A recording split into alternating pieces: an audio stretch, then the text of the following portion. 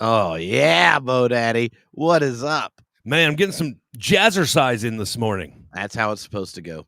Like, what do you want in the morning? Jazzercise. Who do you want to do it with? The two of us.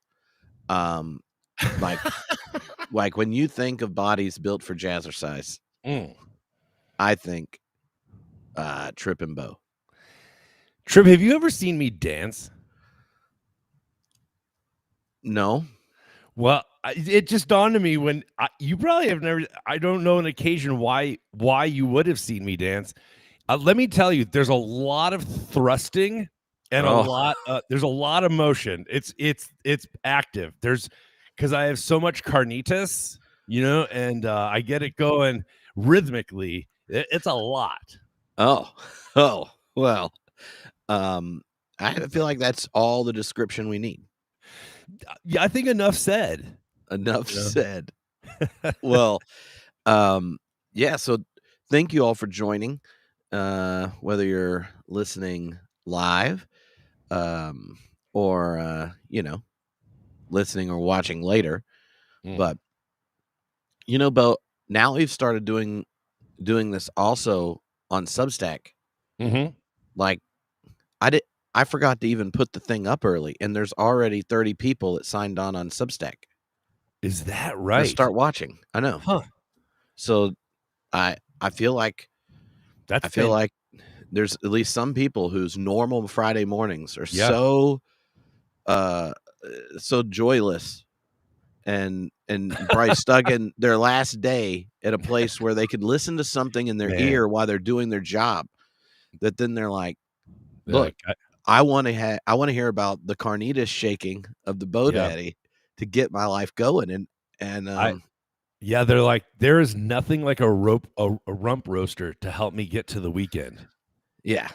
And I got a lot of nice comments about our episode last week with Chaz, and I'm hearing good feedback.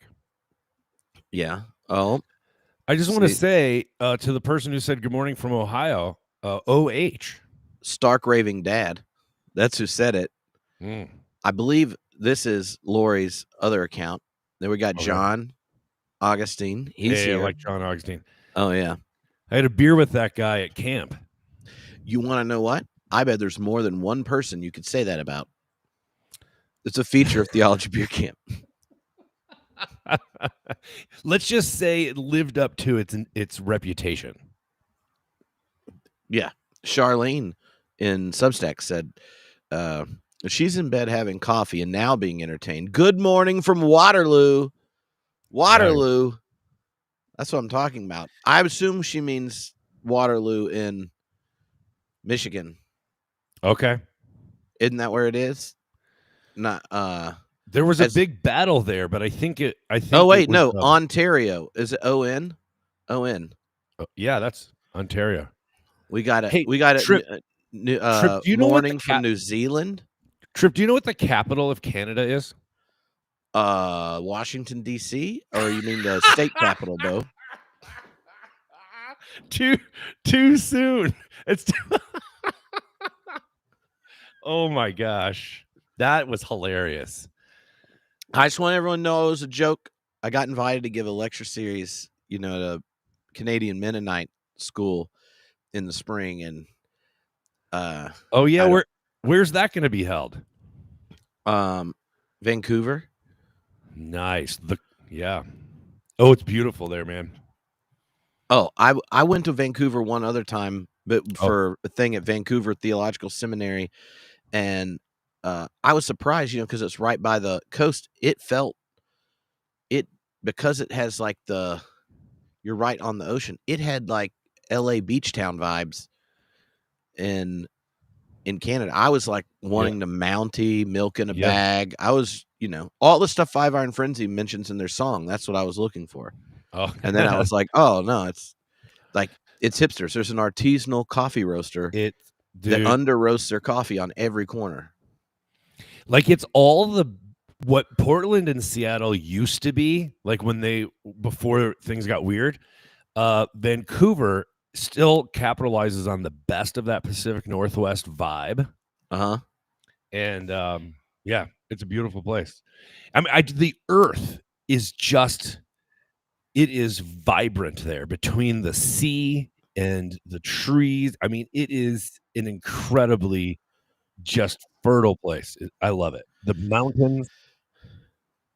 Yeah, they have a lot to give thanks for, and Bo is significantly occupied today, and said, "Trip, we're gonna do an hour of I have it. gratefulness." You had an outline, but in order for it to be an hour, I assume we can't have a 40-minute intro. Okay. Well, we technically we could, and then we could just lightning round it at the end. Oh, okay. Then I want to ask you something. You want to ask me something? Yeah. I'm ready. Okay. You know how we've had like 10 years of too much of our attention going to the Orange Menace? Yeah. And I don't know about calibration, but like when elected representatives remind people that were in their former position, to people that say took an oath to the Constitution to protect it. Yeah. If they remind them that part of that duty is like not doing illegal things, and then the person they're worried about possibly giving them illegal orders suggests sedition and the death penalty, does that feel like, in my mind, that's very different? Like that seems like that's a different, crossing of, I'm going to suggest not just sedition or we're looking into this. He makes that stuff up all the time. But like for someone that constantly plays the victim and has been shot at and stuff, to then be like allegedly shot at, like didn't his ear tickle a little bit? And maybe I probably shouldn't say like death penalty. Like that just felt like a different level. And like enough that when I heard it, I thought, oh, this isn't real. This is like the fake truth post liberals just got so excited to share, where he's like, 14 isn't a kid. And I'm like, he didn't really say that on purpose in public. Trip, I am concerned, but pastorally not about the same things necessarily everyone else is. I am concerned that literally every day there is something so scandalous and outrageous that for any other administration would have been the straw that broke the camel's back, right? It would have been the end. And I just don't think we have a camel anymore. Right, that's what happened. No more camels. And then we have one per day now. I mean, it is exhausting. But what concerns me is, the analogy, the old wives' tale about the frog in the kettle, is I think that our outrage sensors are so overloaded that we're growing numb, a little bit calloused.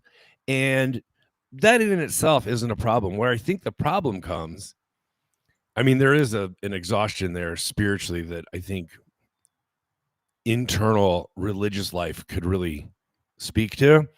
But society-wise, there's going to come a time, and it may have just happened, where it's not just different in degree, but in kind. And when you're threatening the death penalty for the people upholding the thing that holds it all together, like it is really dangerous. And we may not, because we're so inflamed and so worn out and agitated, there's going to come a point where we may not have the subtlety of discernment to distinguish between different in degree and different in kind. Yeah. And at some point, it is going to get dangerous, as if it's not already. But oh man. Yeah. Right now, ICE is doing their traveling show of terrorizing the populace in our area. And where I have some friends that are public school teachers, where half the class is gone. Oh my. Like not just kids whose parents aren't Yep. documented. Well, I Yep. guess documentation doesn't matter anymore. Nope.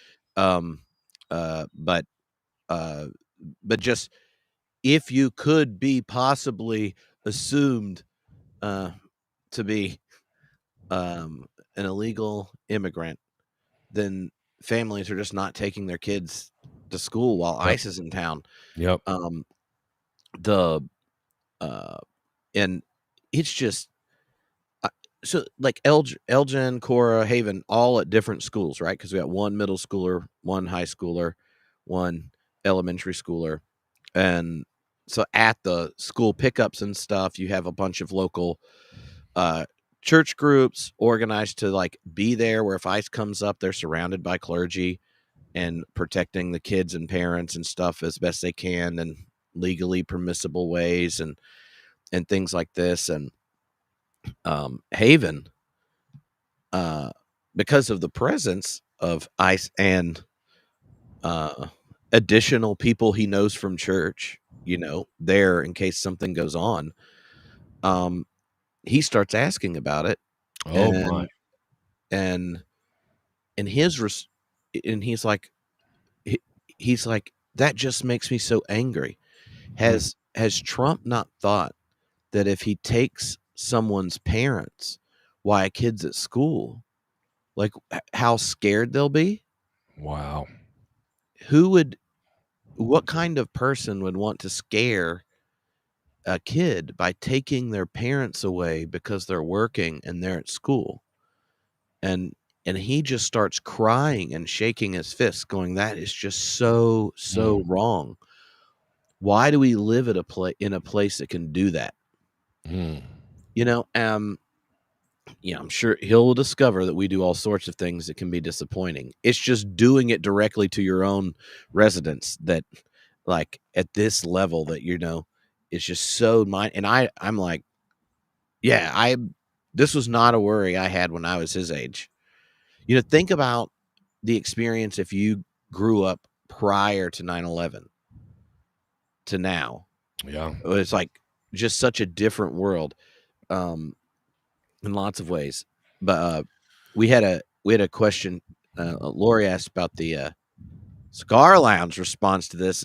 Funniest response in the cigar lounge this week, when I said something like I was like, my son was blah blah blah blah, and one of the guys looks at me, who used to be a lot more open for Donald. I don't think he would said out loud that he voted for him. He'd let us know he wouldn't vote for Kamala, but promises it's not because she's a woman or black. It's definitely not that.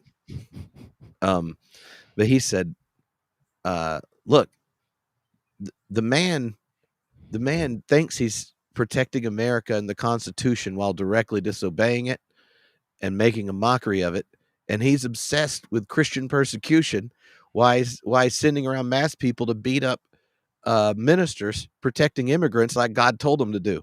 You're expecting something from this man. Wow. That he is a sick beepity beep piece of beepity beep beep. And if you're an American, Christian, human, or just want rationality somewhat involved in the decisions we make, then you aren't going to like the guy. Like, and this is, a year ago. He's like, look, he had some points. Like, there's some things you really like he switched, but it was just funny where he just is like, this guy is the same guy thinks we have to protect Christians is running around beating up ministers. Like, he's like, what are you surprised? He loves the Bible and the Constitution and betrays both of them. Wow. Trip, I will send you an acid from Drew Estate. If the next time, that's my favorite cigar. If the next time something, all right, something. It's like saying you love PBR, Bo. Okay, I'll buy you a Robusto. Which is a size. Okay. I don't know. But there's lots of options. I'll buy you an Ashton 50. What's it called? Oh, shoot. Anyway, I'll buy you a big old cigar if the next time you're in there and politics comes up, if you say to the person next to you, quiet, piggy. Quiet, piggy. Don't make me get out of hand, or I'll see you in Valhalla. Hey, Trip, I wanted to do an exercise with you ahead of Thanksgiving. Yes. I have 7 things I am thankful for, and I wanted to talk with you about them. Okay. And didn't you have like categories or something? I remember when you sent me the ideas, I was like, "Oh, I got plenty of stuff for this." Oh, good. Because the last 3 weeks on my Wednesday night group at church, like we picked different ones, they're kind of like you pick electives or whatever. Yeah. I picked the one that Trip would be least likely to go to upon selection, which was this like,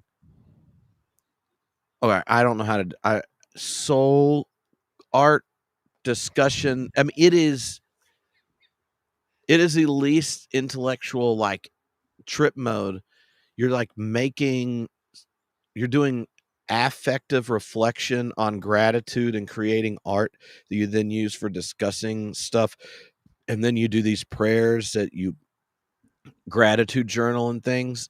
I was doing it, to like stretch myself. And but I'll just say I'm not sure the rest of my family is excited about like the new emotional rupture of Trip doing these things, because I found like if I'm doing contemplative prayer or the like soul art whatnots, it doesn't take much for me to like turn the corner and then I'm just like a sloppy mess. Really? So I've cried more in the last 3 weeks doing these gratitude meditations. Really? And it makes me uncomfortable. But I'm leaning into it. It's my I know Richard Rohr says something about like second half of life and maturity and things. So that's what. So I'm doing it. So I probably will answer these questions as 3 weeks into discovering the deeply affective dimension of gratitude. But I'll talk about it with confidence, like I know what I'm doing. That's it, man. That's a really interesting that's having that impact on you. It's pretty powerful.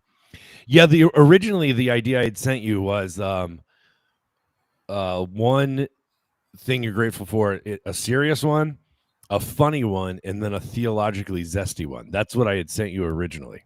Okay. But I'll do whatever you do. It's expanded from there. So I have 7 things I'm grateful for, and I want to say these out loud in a heart of gratefulness. Number 1, I am so grateful that Sarah Heath stepped up at camp this year. Without Kristen, you're stealing. You could steal one of mine. This is for both of us then. Okay. It's not a competition. Oh no, it is. We can. Let me just say, it could have gone badly, and not only did it not go badly, it went extremely well. And I have been in the 4 weeks since then. I find myself thinking about how grateful I am for her often. It's like the echoes of it are staying with me. And I just wanted to name how grateful I am for her. Yeah.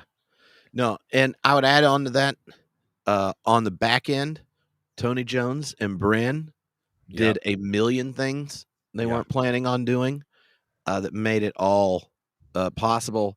And Josh, Gilbert, and Emily, while being like at the beginning of her 3rd trimester, stepped up and fixed all others' tech, sound, graphic stuff.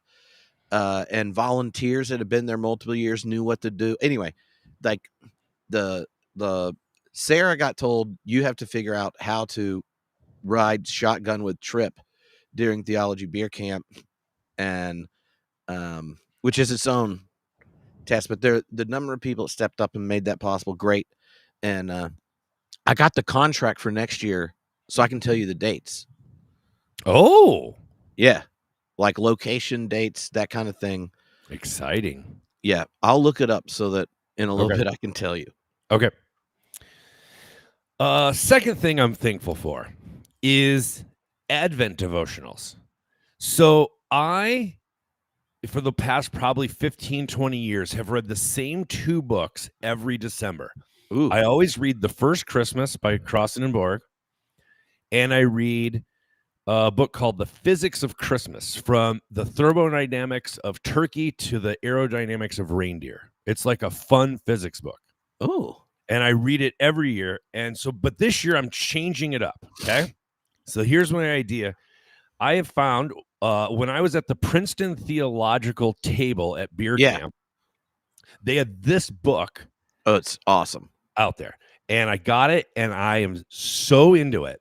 What now, I'm going to for do. people that don't watch, Bo, that you should tell them what it is. Sorry. It's called For Such a Time as This, an emergency devotional by Hannah Reichel. Hannah Reichel. Yep. Okay. And they are Reformed, like the Reformed theology chair at Princeton. I will say the first podcast on book release week of that was at theology on Homebrewed Christianity. Like Nice. we did the first podcast. Their last book, After Method, or After Theology, or After Method, also talked about. They're like my favorite Bardian. Oh, nice. Because if you queer Bart, yeah, much better. Cool. Well, let me tell you what this has led to me. So I've been off the internets for probably 3 years, between just being tired of the computer during COVID, and then timing out of my dissertation and not finishing my PhD, and then moving to Southern Idaho, and then the loss of my father. I just have not felt like being online very much. And but I've been thinking a lot lately about how much I miss it. So what I've decided to do, Trip, is I am going to relaunch my WordPress, the blog, and coordinate that with my Substack, and coordinate that with my YouTube. I'm going to restart it all, because I haven't been doing much with it for 3 years. And what I'm going to do is daily reflections. I'm going to be in conversation with this book. And then, but I don't know that that's best for my church. So I got inspired and I bought a bunch of other Advent devotionals. And this is the one I'm going to go through with my church: Shadow and Light, A Journey into Advent by Tish Oxenrider, I think is how you say that. And so I'm going to do this one with my church at Twin Falls United Methodist. And I am so excited about Advent devotionals, because I really feel like this news cycle and everything that's been going on, we could use a break and a change of pace. And I'm so looking forward to having daily reflections in conversation with 2 what seem to be fantastic books. And so I'm just really thankful for Advent devotionals. Yeah. So your you had the fun physics book of Christmas as your old regular, and First Christmas. The First Christmas, which people are interested in that, Dom and I did a class on the book a couple years ago, so they should clearly join theology class so they can get his lecture versions and use it for their church if they want to do it. But you want to know what mine are? Yeah. The greatest Christmas book of all time, Fellowship of the Ring. That's when I start my reread for the year, and I try to time it where they're leaving Rivendell to go. The Fellowship leaves Rivendell. If you time it, they can leave on Christmas Day when you're reading that section. And then the last 2 years, I've been reading the Father Christmas letters with Cora and Haven, which are the letters Tolkien wrote to his kids every Christmas, and the kids will write back. And then, it starts with his oldest kid, and goes to the youngest.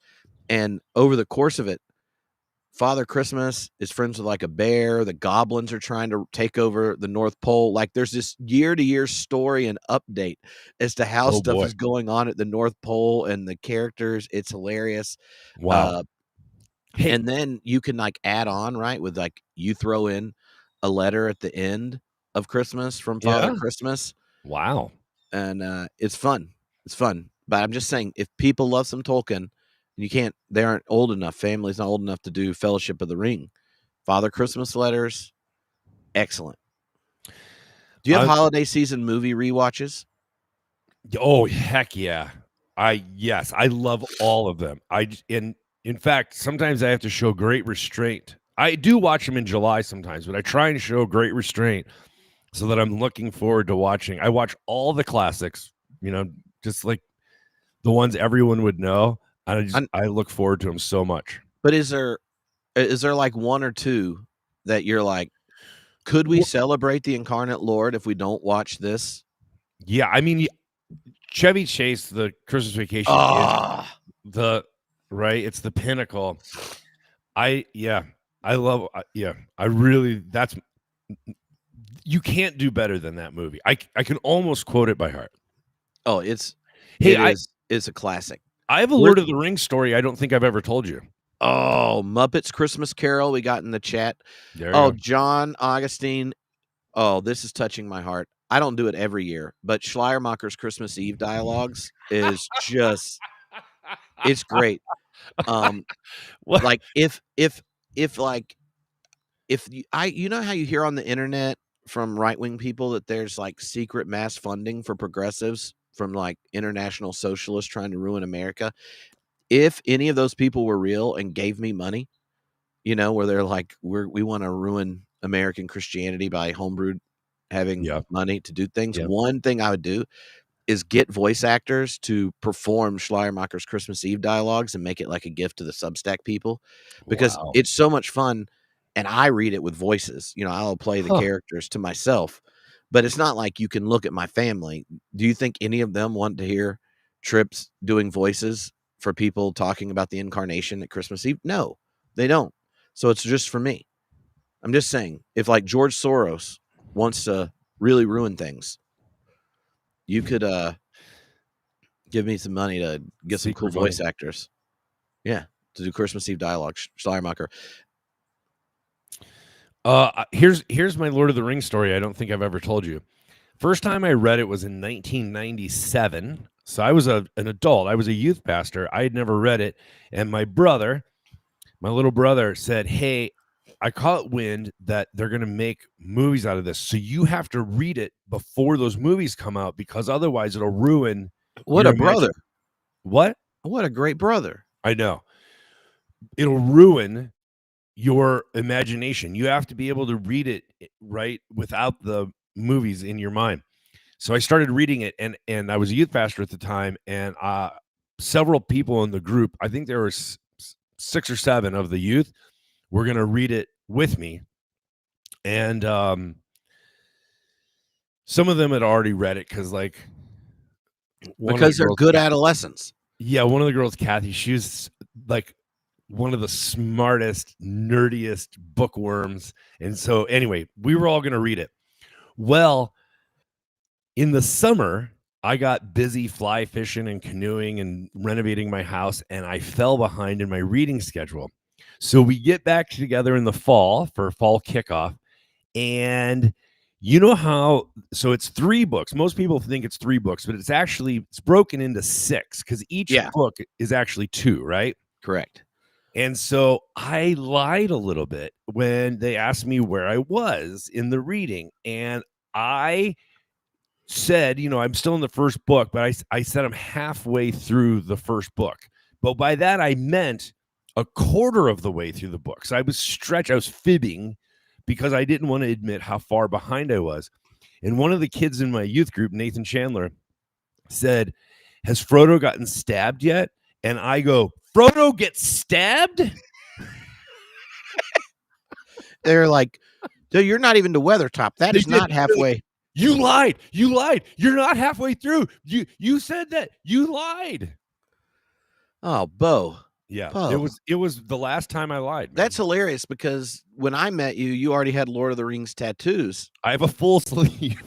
And so I'm just like, he's hardcore committed.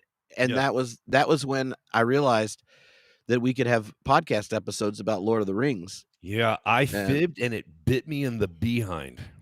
Dude, I I have had that thought where if you've read it before you watch the movies, you have visions of all the characters, at least the ones, and then you're watching the movie and you notice certain Yep. ones get treated different or aren't in it or whatnot. But there are very few movies where I've read the books before that when the movie comes out, that my imagination recasts my characters. But the Lord of the Rings casting is so good that now when I read it, I choose to have Ian McClellan do Gandalf. Oh, Patrick, look, this is look. Here's my Christmas gift to you. You're 56, and you're too old to start Lord of the Rings. No, You're no, not. no one It's is. the perfect time. Yeah, yeah. There is It no is. time like the present. No. Look, if you were 56 and committed to another religious tradition, and you were like, I'm interested in Jesus, he could be your sidekick. I'm not telling you to forsake the tradition you're there. But if you would like to go to Middle Earth, oh, and So one way you could decide, if you're like, whoa, this is a long book to commit to, then I just say, this Christmas, do yourself a favor, do extended edition marathon, and then you'll go, this is literally one of the greatest movie trilogies of all time. but he should And read it first. I'm saying if he doesn't know if he wants to commit to reading it in time, because and then you say, this is one of the greatest trilogies of film all time. And then what if, with absolute inerrant confidence, Bo and I are like, if you think that's good, just wait. Just wait until you get to the Council of Elrond and you overhear the elves singing songs that bring in the whole backstory of the cosmology, that then these hobbits who are struggling and reflecting on what to do with a challenge, a threat to their home, realize that this threat is a threat to making Arda, Earth, the home for all, and that their humble collection of friendship and commitment to their home undoes the top-down tyrannical powers that be. Oh, come on. When you read that book, it's like shifting from being hungry and going to In-N-Out, and you're like, this is peak hamburgers when hungry at fast food. That's like the trilogy movies. It's peak fast food. But no. What about 5-course meal, giant prime rib, perfect? Oh, even better. You've never done it before. You don't have friends to explain how to pronounce the things. The audiobook is audiobooks by fantastic. Andy Serkis, who plays Gollum in the films, but he does voices. Yep. Oh, they're just priceless. Oh man, I'm jealous that Patrick could listen to those audiobooks for the first time. If I get dementia, I've already explained to my family, I want you just to tell me hey, Trip, this is your favorite movie, and they'll turn it on. And then I'm like, Yep. What happens if you re-experience Gandalf the White showing up? Haven and I are watching. This is on my list of thankful things, Bo. Oh, okay. We're watching the extended editions in 30-minute bits because he's 8, and he did not know Gandalf the White's coming back. Oh, well, don't, And spoiler alert. Look, Robert hasn't read it, dude. Okay, he hasn't even met Strider yet. Oh, well, just wait till he meets Aragorn. Yeah, or one of the Rangers that grew up in Lothlorien.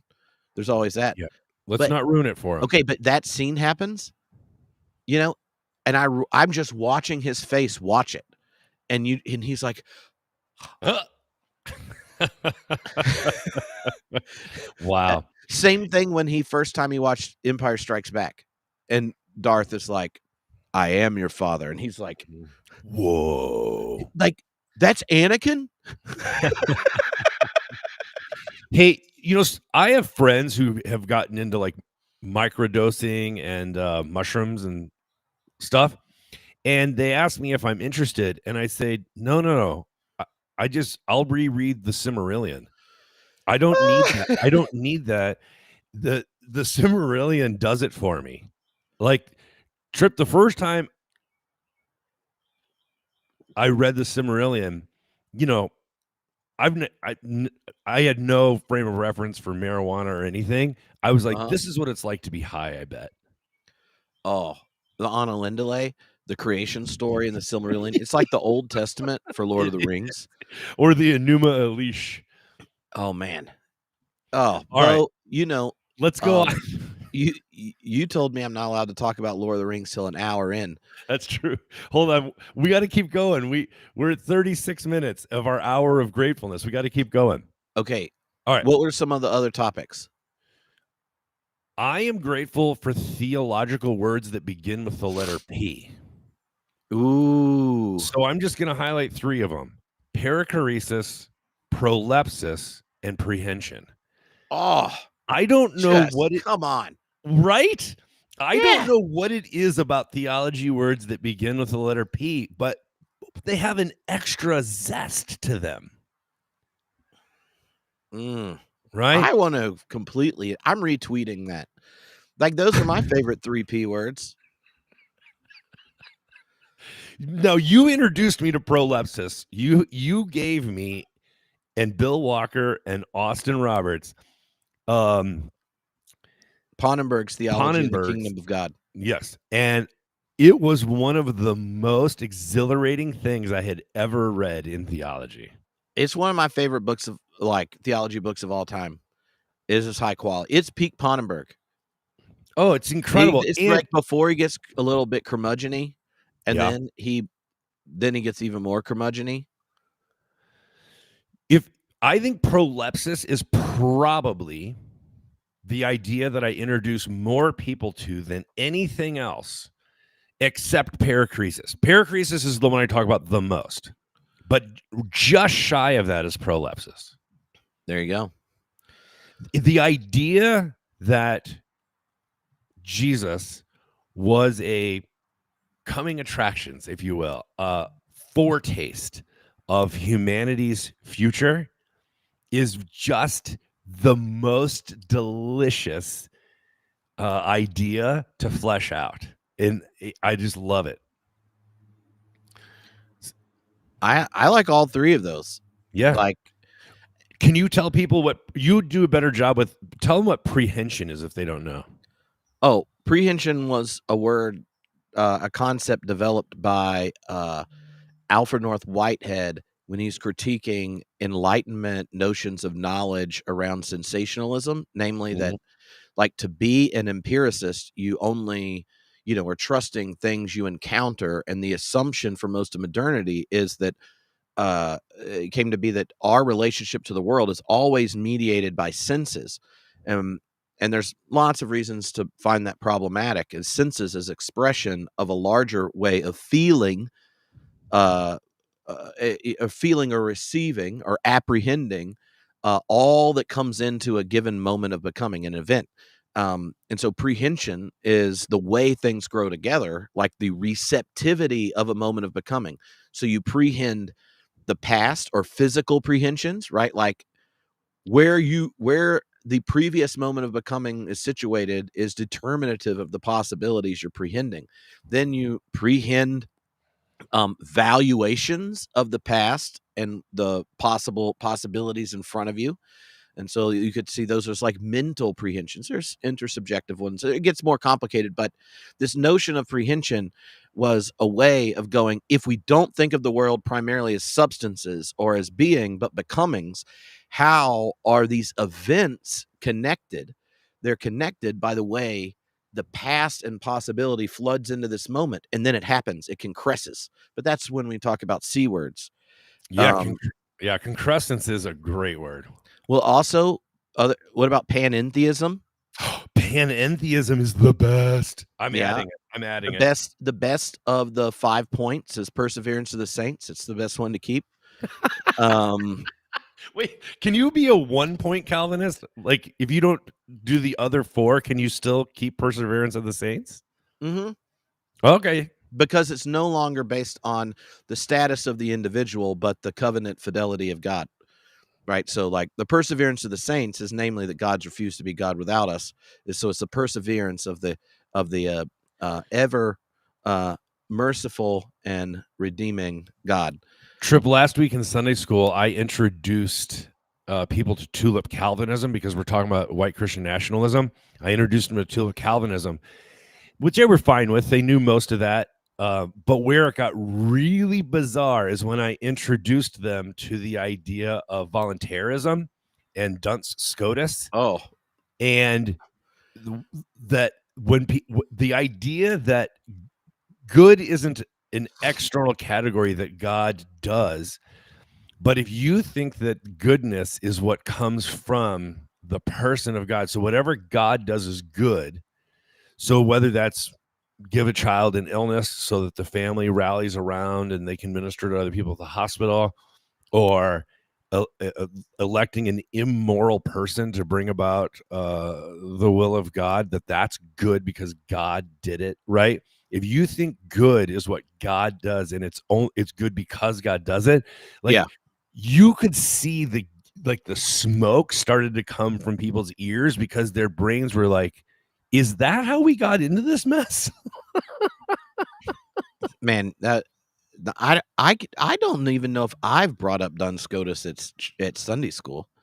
I'm impressed, Bo. That you really are a theology nerd winner this week. Hey, What about bad words with P? finally, I've never won. That's great. Predestination. We could get rid of that one.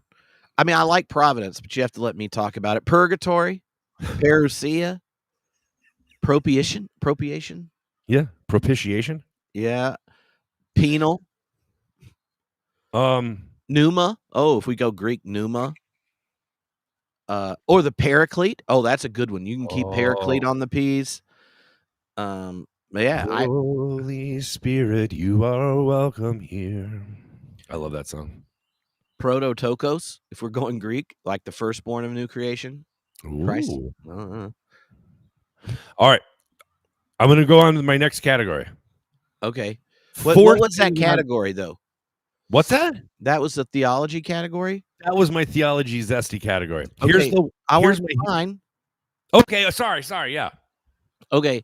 So I've been working on my list because so far I've read 111 books this year. And last year, my most popular Substack book was my 25 favorites. Yeah. And so I've been working on trying to narrow it down. But I got one author who has 3 entries already. And I intentionally left off a 4th because I was too worried that it would just be like, did Tripp just read the same person all year? Yeah. And it's Byung-Chul Han. Yep. I mean, he's a Catholic philosopher, but he's theology nerd adjacent. I'm Gerardo Marty, like sociologist of religion. Yeah. In the new year, we're gonna do something on Byung-Chul Han. One of our constant text threads is about him, and I'm like, dude, I want to do a podcast about it, and it'd be fun because it would be like, oh, here's how philosopher of religion likes him and reads him, and you're a sociologist that like, oh, this philosopher really gets what it's talking about. So I'm going to go down to Charlotte, and we're going to record like a really long podcast about him. For my birthday this year, you sent me 2 of his books. One was about narrative, and the other was about ritual. Yeah, it's fantastic. Are you going to tell me? Have you got to the part where Frodo gets stabbed? That is, by the way, that is our new sort of inside joke. Like, how far into this are you really? And don't stretch the truth because it'll bite you in the baggins. Oh, dude. Yeah. Yeah. Anyway, we got to keep going. I know. Yesterday or the day before, Diana was like, "Look, we're doing a whole class in Advent together, and I'm on it's my book release week. We need to not go 2 hours." And we actually ended in an hour. And Richard, her husband, is like, "You never get off with Tripp in under an hour. This is impossible." So, Yeah. So for people who don't know, we are opening a pantry this Sunday on our first floor. It's in between our community meal at lunch every week, and then we have a clothing closet, and so we're adding a pantry to the ecosystem on our first floor. And I have to paint it during the week because so it can off gas and not smell by Sunday. And so I have to finish it today. I just put on the second coat. It looks amazing. But that's why I told Tripp I only have an hour Friday morning because I got to get this thing aired out. Otherwise, it'll smell. I don't know Dude, why this paint is so smelly, but it is. well, I'll just say I know plenty of clergy that should have thought about off-gassing Before Sunday. before Sunday. Because sometimes you're just sitting next to them in those chairs in the back and you can't flinch. Like, it doesn't matter what the other clergy or choir members are letting loose. They're off-gassing in robes. And I feel like if you off-gas in a robe, it condenses. And then the moment someone stands up to sing or to preach, it just like releases. It's, it's like throwing the covers over your partner and being like, I off-gassed. A couple weeks I've ago, never heard that phrase before, and I just kind of like it. Oh yeah, okay. A couple weeks ago, I really had to go. I was quite gaseous. I had lentil stew the night before, and it just wasn't sitting well. And I'm doing that walk where you're clenching your cheeks together and you're taking little steps. And I'm headed to the boys' room, and my liturgist stops me because they have questions about something in the script. And Trip, I gotta be honest, I crop dusted the entire rest of the way to the bathroom. Oh my God. I was going with each step. Oh God. All right. That was TMI. I apologize for that. No, this is a safe space. It's a safe space. Fourth category. I am thankful for people who take things too far, and by doing so, expose the logical flaw inherent in whatever they've gone overboard with. I'm grateful for them because, I'll be honest, Trip. I'm not always the sharpest tool in the shed. I still have some of that dumb jock meathead thing left over. And sometimes it's only when I have a friend who takes something too far that I see the flaw in it. I'll give you 3 examples. I have a friend who converted to Calvinism, and he came to me. He had grown up in my youth group, actually, and he came back as a college student, and he corrected me. He had gone so far into the sovereignty of God that he was anti-evangelism. And back then I was an evangelist, right? I led hundreds of people to Christ. And he said, we are doing people a disservice when we say God loves them. We can't know that. And we don't know who God, right, loves and has elected. And therefore, we can't just make a blanket statement that God loves everyone. We're actually doing a disservice to them because if they're not elect, then they're under the impression that they're like saved, and the things that they do, they think are right honorable, but they're actually filthy rags. They're actually heaping condemnation on themselves. And it was great because it helped me see, oh, okay, taken to its logical conclusion, this is a horrific doctrine. Oh, yeah. Joe on Substack said this is an excellent way of reframing and finding thankfulness in our current present moment as a country. You know what? I'm Captain Silver Lining. That is my, that's my vocation in the world, let's say, my orientation. I am grateful for this moment because the unmasking that is happening is actually going to benefit us in generations to come, because we'll no longer be under the deception that of the American origin myth that we were given. And it has been unmasked, and I am grateful for the exposing of the lie built in to the mythology. Oh, well, yeah. Okay. So this is a fun category that I did not get in advance. So, and it's a tricky one, but the way I would go with this is, I'm grateful for like the 4 AI billionaires saying transparently that they would like to ruin everything with AI all of them thinking there's no other way. Oh wait, it's obviously going to happen, so you should let me do it.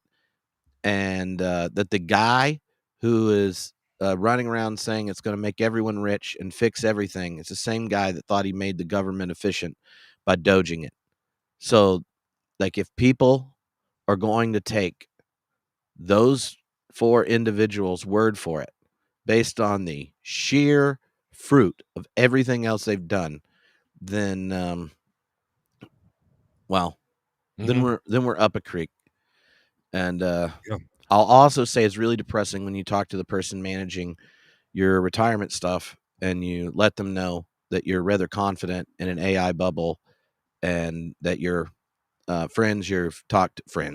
people I've been talking to for AI thing I'm writing that work in those companies are like, oh, it's going to be bad. And when they've already disinvested or sold their stock or have triggers to do it and things, and they're telling you, I'm like, yeah, well, you worked there.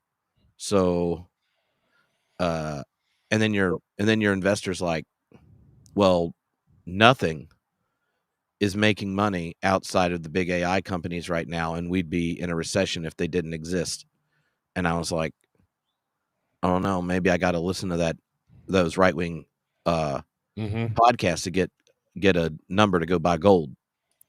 It is weird. Like, even our endowment here, I mean, this is a liberal church, right? And everyone's so upset about what's going on until we see the dividends that our investments and endowment are getting. And then we're like, yeah, maybe we could do the renovation on the first floor. Like, it's weird. It's a weird season to be in.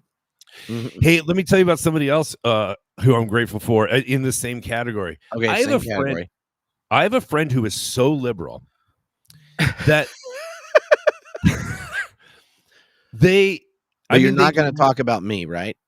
Not you. Okay. They literally talk in Pod Save America and MSNBC talking points. They're so wildly liberal. Okay, but I don't like that kind. The thing I love about them is how consistent they are. Like, they don't think I'm being serious. They don't think that a doctor should weigh a patient because they don't believe in obesity. They don't think that it's the doctor's business to talk about a patient's weight, right?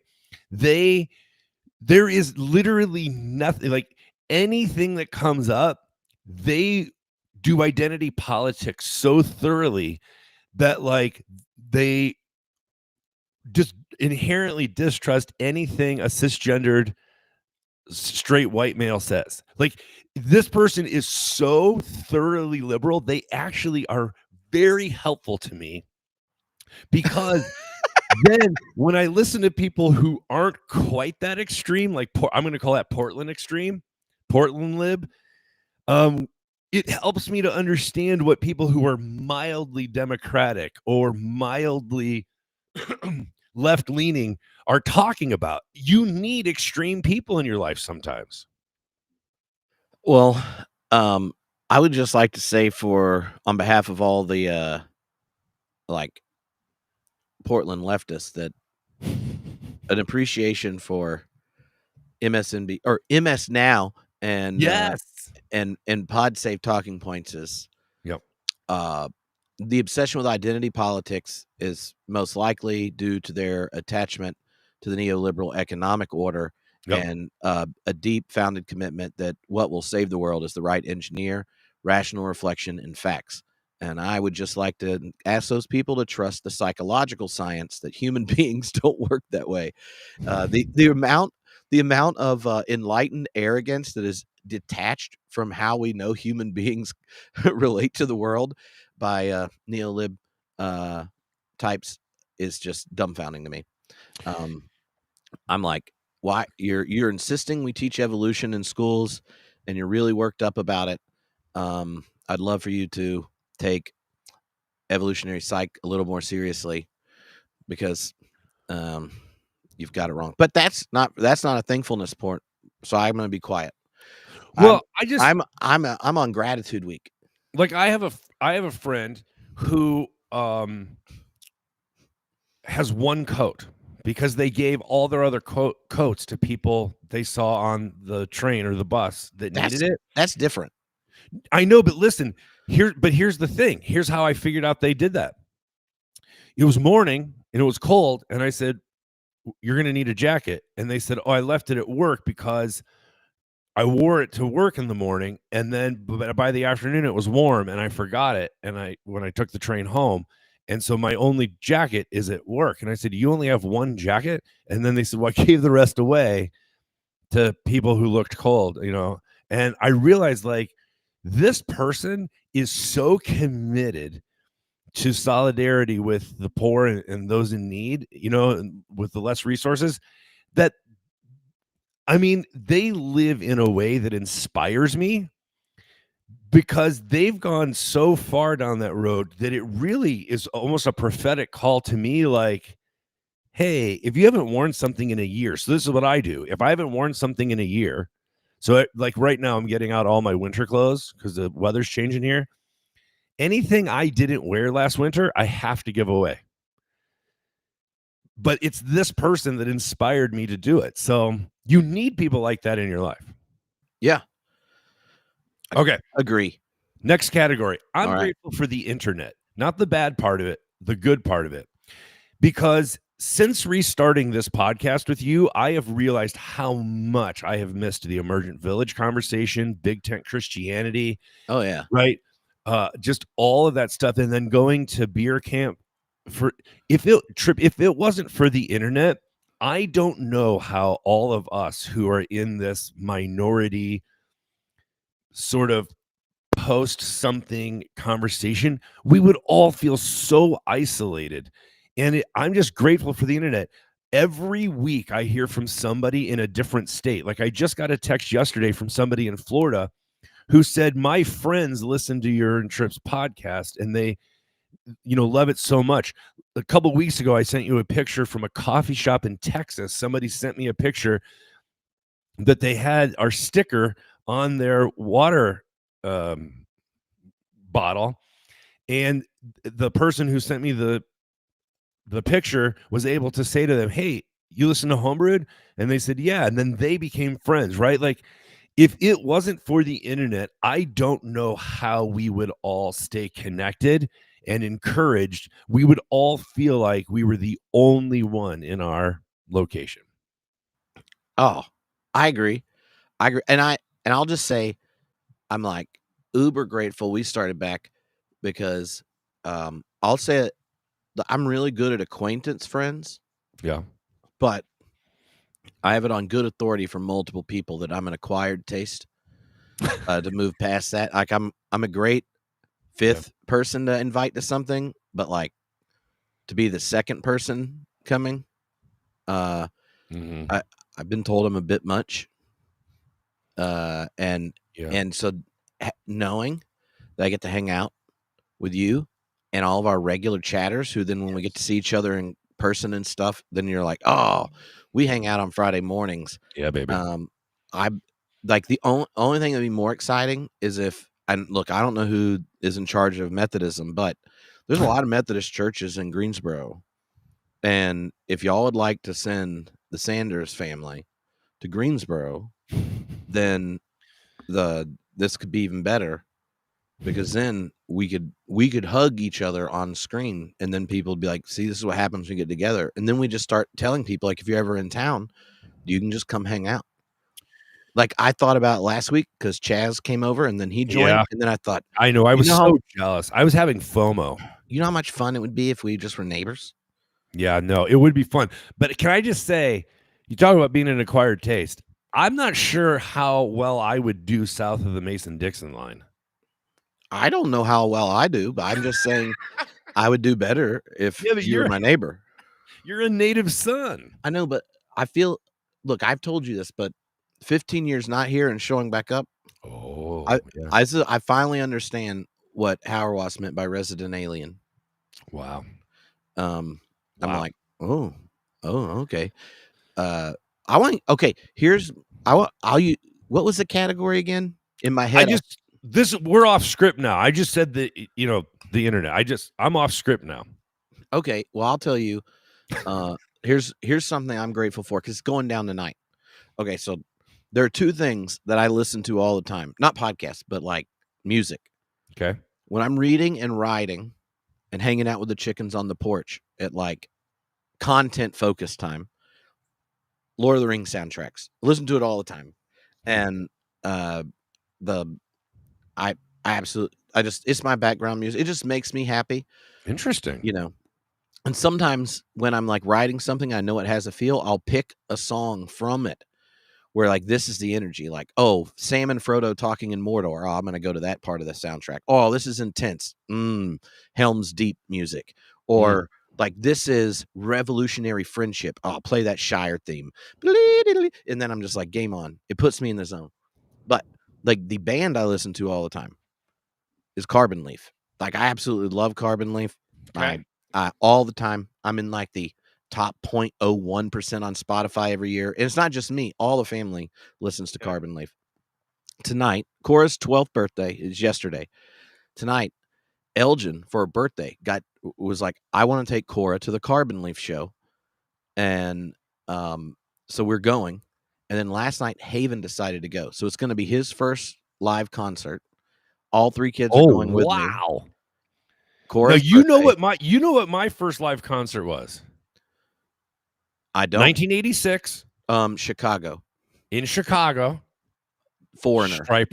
Striper. Oh, you know what I got in the mail? Striper has a new Christmas album. I got the record in the mail.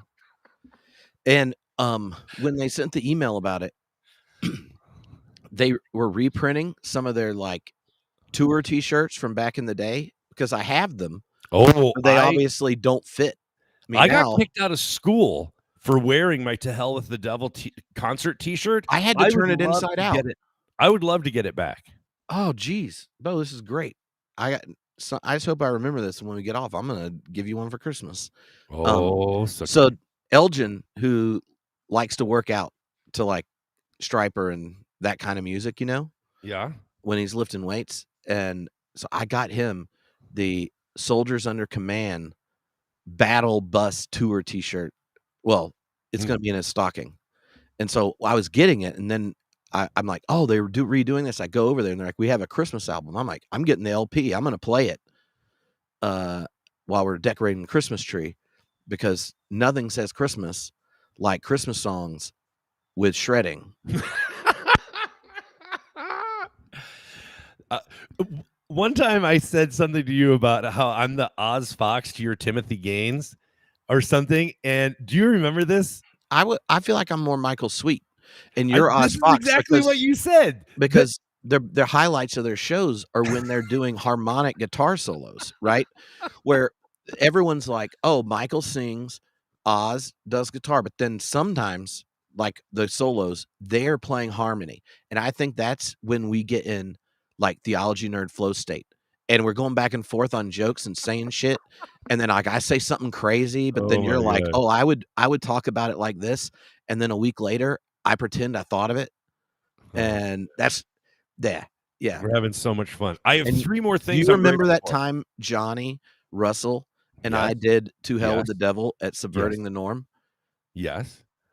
Okay. So Johnny Russell, for those of you that don't know, he used to come on a lot. Cold War Kids guitar player. And then he's like, why would I want to be in a famous rock band and tour all the time when I can get a PhD in theology? And he does. And then, see, this is why you know he's a better Christian than us. He's like, oh, I've thought so much about my faith. I'm going to dedicate my life to the unhoused in urban areas of California. And that's what he does. Wow. So like not only are you opting out of rock band, which maybe that's why I was never tempted with that ring. Yeah. Because I would have been like, I want to wear spandex and try to sing high. So we're doing Subverting of the Norm conference in Missouri, which is like radical theology and process people. And we're doing the live podcast. And between the first 2 segments of the show, like Caputo's about to come up and talk with me and Bo. Johnny had composed an alt country cover of To Hell with the Devil. And I proceed to attempt to get to the notes, which you might say that sounds like torture, except that everyone's lubricated. And after it, John Caputo looks at me with like, what the hell was that? And I said, are you telling me that in your time as a Catholic brother, y'all didn't discover Heaven's Medal, the Bible thumping bumblebees of Stryper? Oh And my. he's like, and I'm sitting there trying to explain to him what just happened. And it was like one of those moments where you realize 2/3 of the room thought this was hilarious. Mhm. And the other third is just like, Yeah. what just happened? Similar response to faces when Christy throws a chair in the back of Josh Patterson at Yeah. Theology Beer Camp for the wrestling bit. I And call these shibboleths. They are ooh, it's how you know if somebody's part of the tribe or not. There are certain moments like a litmus test. They're like secret code words, but these are actions, you know? All right, I got 3 more things I'm grateful for. Number 1 of the 3. I am grateful to be in my 50s, and this is a new development. So, I realized that my dad's dad died at 51 when my dad was 15. That's why my dad took over the dairy farm. And now I'm 52. My dad has passed. He was 69. And I have just come to a place where I've realized that, yeah, I know I timed out of I'm ABD, all but dissertation. I timed out, and I know, that I lost my big relational network when I left Portland, when I got reassigned here, and yeah, I miss my folks.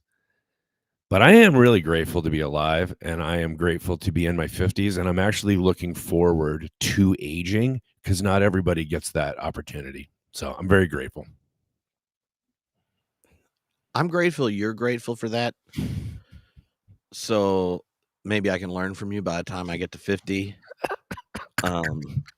Because currently I feel like I'm in the mid 40 part where random things age at accelerating rates. Yeah. And like the other day, like I've been doing one of these things where you time over a month to like get to a PR Yeah. in certain kettlebell exercises. Okay. And Personal record. Yeah. yeah, and um and I had been able to do a Oh no. Turkish get up Oh with a no. 74-pound kettlebell last year. Before we went to Europe, we go to Europe for a month, and only one place we stayed had a gym, so I'm just using TRX. And in Europe, there are German beer houses, which so like in lieu of drinking once a week, unless it's Theology Beer Camp, there's German beer houses, and it comes in liters. So like that month was like Trip occupying the carb and beer ratios of his 20s. And so then I'm like, I get back and my body was just like, praise God, we can go back to equilibrium of being ridiculous. And so I've been like building back up, and I'd gotten to go for the 74. I get it. I'm laying on the ground, right? It's above my head. And I go to do the get up You got to be off the careful, man. ground. You're going to pull something. That bell does not move. My body's coming, and it's like once it gets to this place where the angle, Oh, different muscles are now involved, it's coming down, and I'm jumping back, and no. 74 pounds lands like an inch from my Whoa. groin, Whoa. and I'm like, oh no, I'm old. I was able to do it once the next day, and this is what I realized. Now I'm old. You don't know till you're 10 minutes in your workout whether your body cares or not. That's right.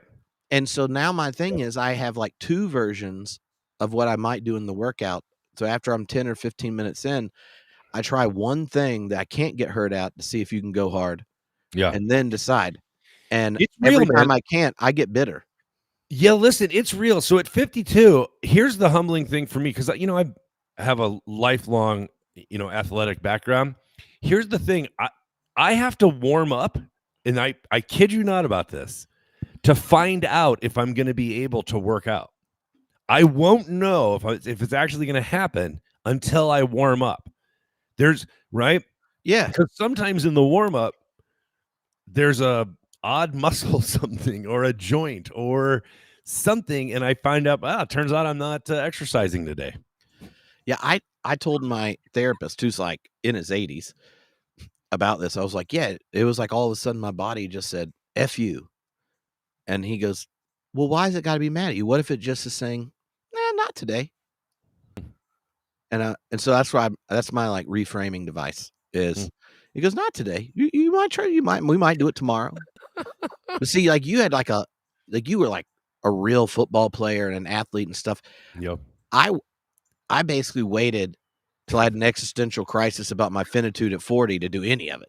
So like, and you were only trying to be calorie neutral at that point. Yeah, I was trying to break even. I mean, in the last 4 years, I'm in better shape than I've ever. Like, I have like normal blood pressure, and cholesterol and stuff. Like, like I'm very grateful that my body decided to let me get more healthy and I'm totally better at playing on the ground, and like I'm doing it because I want to wrestle with grandkids, nice, and see them. Like I don't want to just like kill over, or I mean I might, but you know what I mean. Like I'm gonna at least go for it. But I love it.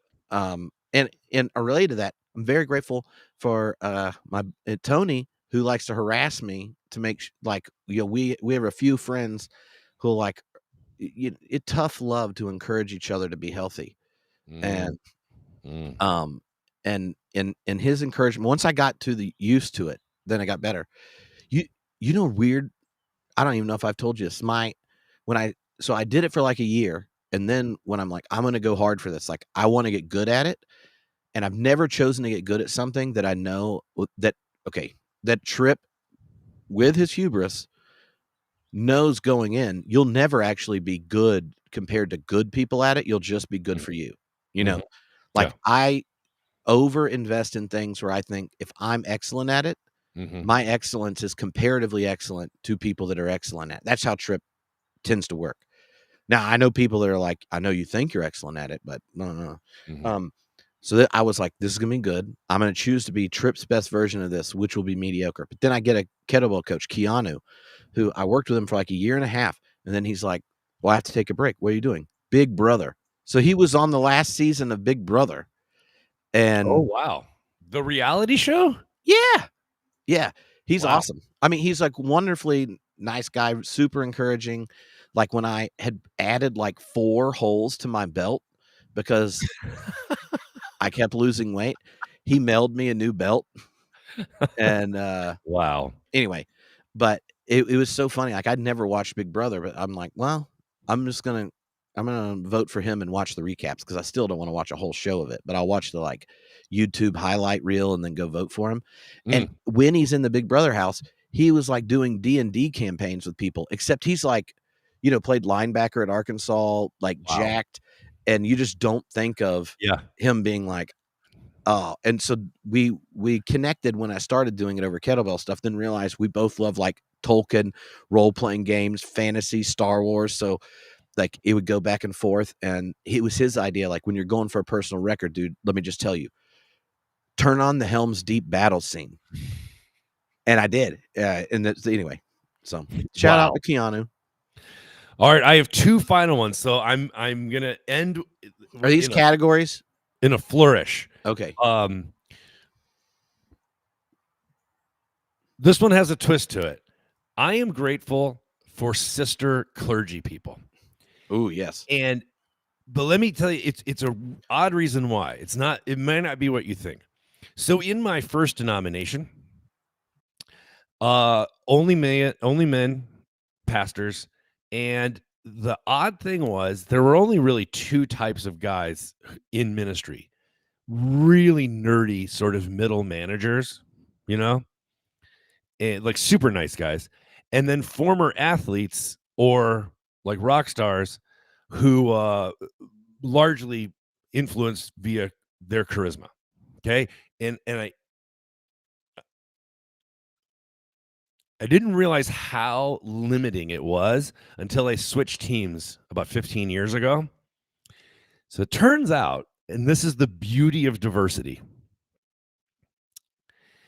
is when you have women in ministry, not only are there many different types of women in ministry who don't always agree with each other, by the way, but it creates a culture where there is a diversity of kinds of men in ministry. And it's the weirdest thing where the rich get richer and the poor get poorer. Is when you have limitations on who can be in ministry, it actually becomes more limiting because of the scarcity mentality. When you open it up and anyone who is called can respond to that calling and be in ministry, it is absolutely beautiful who all God has called and empowered by Holy Spirit for ministry, and the array and diversity of personalities and perspectives and dispositions and generations and genders and sexualities. I am so, so grateful. Not only because of what the diversity you can see, but for me, I'm always haunted by the lack of diversity in male only leadership. So it turns out being in a denomination that have women in ministry actually opens up also for different types of men to be in ministry, and we're all better for it. Oh, that's great. Like, I agree. Yesterday, I was talking with, I can't remember the name of what's it renamed? It was Open Table Fellowship, and they've renamed, or maybe it's not even public yet, but Jonathan Foster. Jonathan Foster is the coordinator for it. Did his doctorate with Tom on like Gerard and open relational theology. Super cool guy. And so he's the coordinator for it. Open Table Fellowship is a nonprofit ordaining organization for people that are getting ordained, that are, essentially excommunicated from all their governing bodies. So let's say you were Nazarene and get fired. Now, how can you be a chaplain? Because you aren't recognized somewhere. So it formed as a way of recognizing ordinations for people. So we have more open and affirming clergy in places where you need ordained chaplains and these kinds of things, and also create a support and care network and thing. Anyway, super cool. We were talking about this very thing, and I here's my theory is, like, mainline Protestants or communities that ordain women, like, think of how many people experience their call to ministry in a context where they couldn't be ordained. And then if you're going to go, God's called me to ordain ministry, even though the church says says I can't. Think of how passionate that call and your commitment to it has to be to go find another home to do it. So I think my experience in mainline Protestantism is the quality ratio of clergy for men skews all over the place, right? Like, it's a wide gamut. But when you have females that didn't grow up mainline and they become mainline clergy, the chance that they're anything but excellent is very small. And so my advice almost all the time when I talk to people and they're, we're on a search committee, we're doing this, doing that. And I'm like, just make sure anyone that grew up evangelical and they're female, you definitely want to get a hearing, because their commitments and gifts and call meant they had to tell the people that introduced them to Jesus no, and they're showing up for you. Like, so that's trips that, and I'm very grateful for them. I love both of them on staff at my family's church. I love them, and I'm sure it makes the males feel awkward because they're extremely gifted. Though I'm not saying anything negative to you fellas, because I love both of you too. Anyway, all right, last one. What's the category for that? What was you don't have how am I?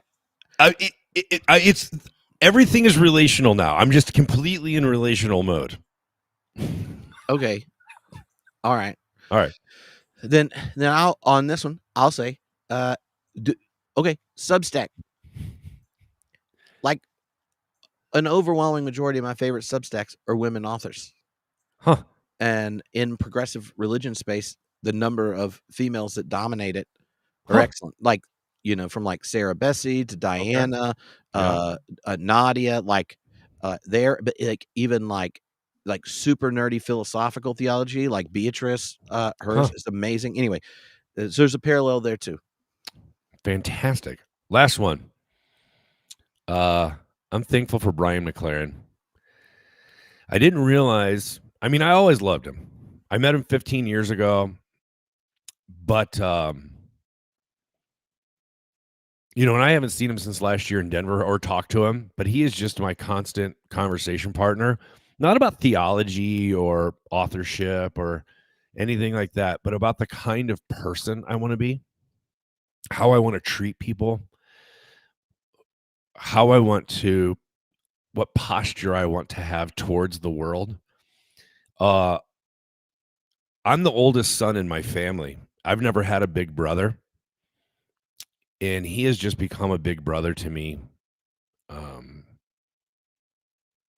and the thing I've been thinking about lately is, you know, I met him in 2010, and Len Sweet, who I actually moved from New York to Portland to study with, Len Sweet criticized Brian McLaren in Relevant magazine, and it pissed me off so much. And I talked to my dad about it, and my dad gave me really great wisdom and said, you know, well, I don't know why it is, but when men turn 50, something happens where they either get more rigid and start saying, is this my legacy? What's up with this generation behind me? Why isn't life gone the way I wanted it to go? Something like that. Or they get more soft hearted and they say, I don't have all the answers and I want to invest in the generation behind me. And that conversation with my father became a reference point for my dad and I to return to over and over again about the kind of man I wanted to be in my 50s and the kind of man he wanted to be in his 60s. And so Brian, for me, was not just a big brother, but actually my father vocalized that while he doesn't agree with everything Brian believes, he's glad that I have somebody like Brian in my life. So I just wanted to say that I am thankful for him, especially as I am headed towards the holidays and experiencing my father's absence. I'm very grateful for people like Brian McLaren who have been older siblings to me in the faith. Oh man. Yeah, I'll fully endorse Brian in that role. Um, the other two people I think of that are like that for me is Phil Clayton.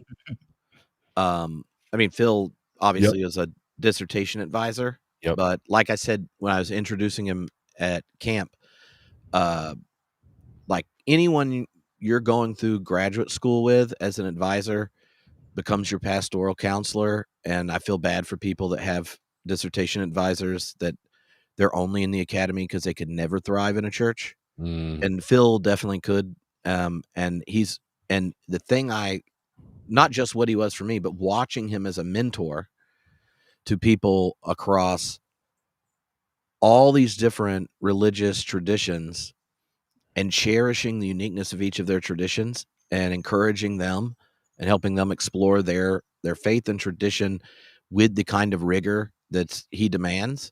Mm. In a non-threatening way, is been there. And then the other one is Tom Ord.